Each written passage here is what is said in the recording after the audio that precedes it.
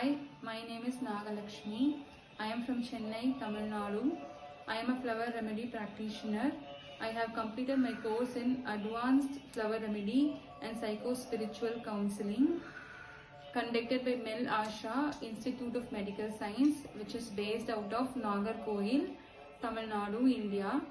Now I have applied for certificate in World Skill Council in order to develop my practice in flower remedy. Thank you. வணக்கம். வணக்கம். உங்கள் பேர் சொல்லுங்க. என் பேர் பிரசன்னகுமார். எனக்கு 20 வயசு ஆகுது. ஓகே. இன்ஜினியரிங் காலேஜ் படிச்சுட்டு இருக்கேன். RMT engineering college 3rd year படிச்சுட்டு இருக்கேன். ஓகே.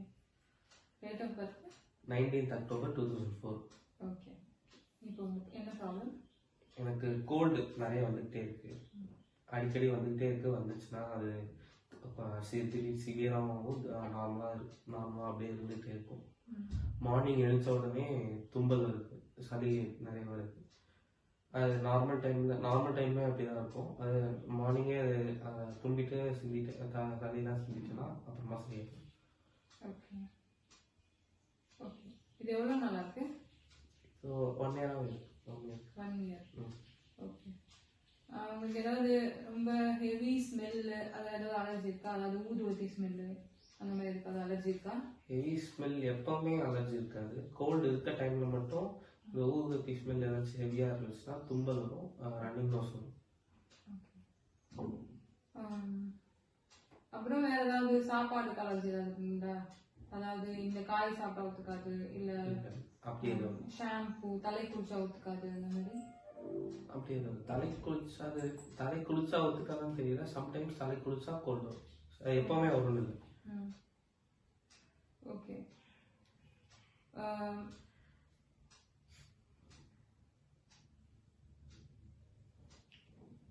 உங்களுக்கு வந்து இந்த இப்போ சாப்பாடுனால எதுவும் இல்லைன்னு சொன்னீங்க. சைனசைட்டிஸ் ப்ராப்ளம் இருக்குதுங்களா? தெரியுமா? சைனசைட்டிஸ் ஏதாவது டெஸ்ட் பண்ணிருக்கீங்களா? இல்ல, டெஸ்ட்லாம் அலர்ஜி டாக்டர் யாராவது பார்த்துருக்கீங்களா? எதுவும் பார்க்கலீங்க. ரொம்ப சிவியரா கோல்டு வரும்போது என்ன பண்ணுவீங்க? சிவியர் கோல்டு இருக்கும்போது இங்கிலீஷ் மெடிசின்ஸ் எடுப்பேன். இல்லைன்னா நார்மலா என்ன மெடிசின்ஸ் எடுப்பீங்க? இங்கிலீஷ் மெடிசின்ஸ் ஜிர்கோல்ட், கேசிம் 200 அந்த மாதிரி மெடிசின்ஸ் மட்டும் எடுத்து போட்டுப்பீங்க. இது சிவியரா இருந்தா மட்டும் டேப்லெட்ஸ், ரொம்ப சிவியரா ரொம்ப முடியாத டைம் மட்டும் டேப்லெட்ஸ் எடுப்பேன். இல்லைன்னா வந்து வீட்லயே இந்த கற்பூரவள்ளி இல்லைன்னா வீட்டில் அந்த பொடி சூர்ண பொடி அதெல்லாம் மட்டும் சாப்பிட்டு அதை வச்சு மேனேஜ் பண்ணுவேன். ஓகே.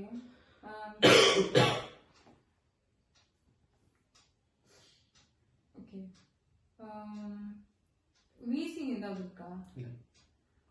த்ரோட் இன்ஃபெக்ஷன் எப்பயாச்சும் சொல்லாட்டி வரும். இருமலும் இருக்கா? இருமல் எப்பயுமே இருக்காது, இப்பதான் இருக்கும். எப்போ கோல்டு வந்துச்சுன்னா அது ஒரு பாயிண்ட்டுக்குனால அது இருமலாக ஆகும். Okay okay. இப்போ கொஞ்சம் உங்களுடைய எமோஷனல் ரிலேஷன்ஸாக கொஞ்சம் பேசுவோம். உங்கள் emotionally how you feel? Mostly உங்களுக்கு ஏதாவது இப்போ என்ன எமோஷன் நிறைய வரும்? கோவம், இல்லை வெறுப்பு, இல்லை கஷ்டம், இல்லை ஹாப்பினஸ், எது ரொம்ப அதிகமாக இருக்கும்? எனக்கு கோவம் கொஞ்சம் வரும். கோவம் வந்து எப்படி அடிக்கடி வருமா? ஏதாச்சும் ஒரு விஷயம் எனக்கு பிடிக்கல, இல்லை ஏதாச்சும் எனக்கு கோவற மாதிரி இருந்துச்சுன்னா உடனே கோவம் வந்துடும். ஆனால் அது எப்பவுமே காமிப்பேனாலும் அது காமிக்க மாட்டேன். கோவம் வரும் ஆனால் காமிக்க மாட்டேங்க. ஆமாம். Okay okay. அப்போ எப்படி அதை ஹேண்டில் பண்ணுவீங்க? அது காமிக்கிற இடத்துல நான் என்ன வந்து காமிப்பேன். இல்லைன்னா வந்து அது எனக்கு பிரச்சனை இல்லைன்ற சமயத்தில் அதை நானே சமாதானம்.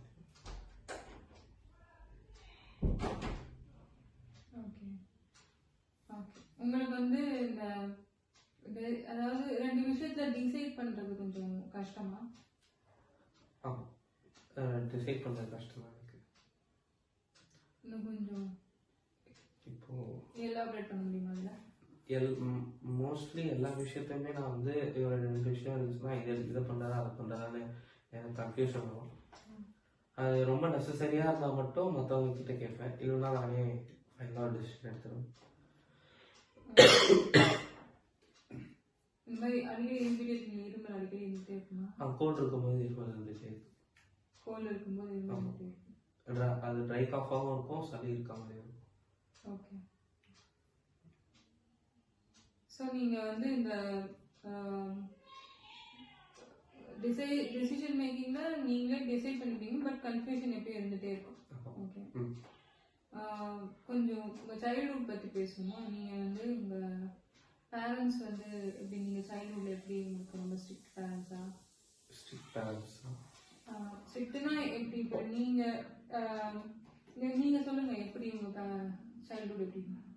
சைல்ட்ஹுட் எனக்கு எப்படின்னா, இப்போது வீட்டில் ஸ்ட்ரிக்டான பேரண்ட்ஸ், ஆனால் வந்து எனக்கு எல்லாமே எனக்கு தேவையானது எல்லாமே அவங்களே செஞ்சுருவாங்க. நானாக எதுவும் கேட்டு அவங்ககிட்ட வாங்குன்றதில்ல.